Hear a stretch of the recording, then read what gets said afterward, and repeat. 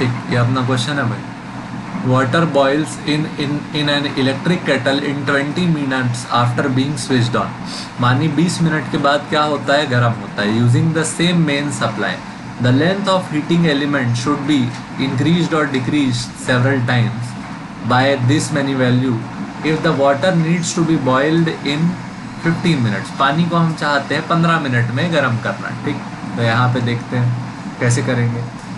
Heat के अपने पास फॉर्मूले होते थे, H equal to V into I into T पहला formula, I square R into T दूसरा फार्मूला, और V square by R into T तीसरा फार्मूला। ठीक, तो यहाँ पे अपने केस में बोला है कि जो वोल्टेज रहेगा वो क्या रहेगा, सेम। वोल्टेज क्या रहेगा, सेम। आपको मैनिपुलेट किस चीज़ को करना है, रेजिस्टेंस को और टाइम को, और किसको, टाइम को। तो वोल्टेज सेम वी आर और टी, वी आर और टी में कौन सा फॉर्मूला है, H equal to V square by R T. Let H be the amount of heat required to boil water, पानी को गर्म करने के लिए कितना हीट चाहिए रहता है, H, और H का वैल्यू क्या है, V square by R into T.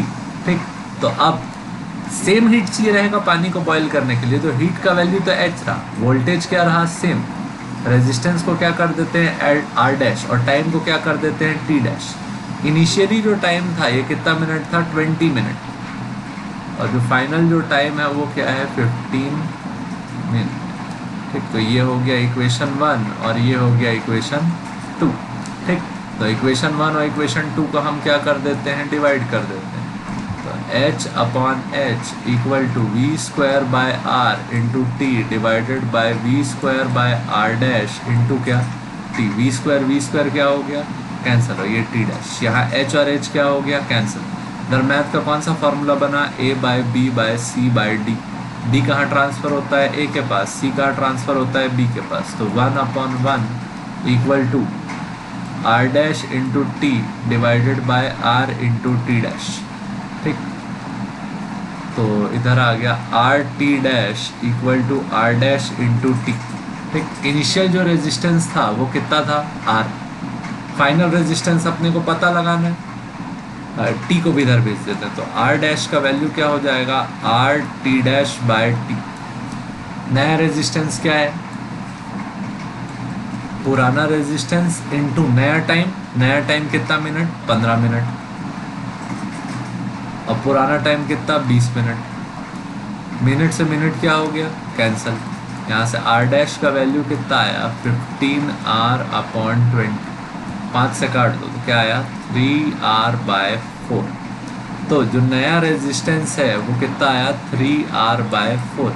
मतलब यहाँ पे आप लोग देख रहे हो resistance is reduced, resistance is reduced.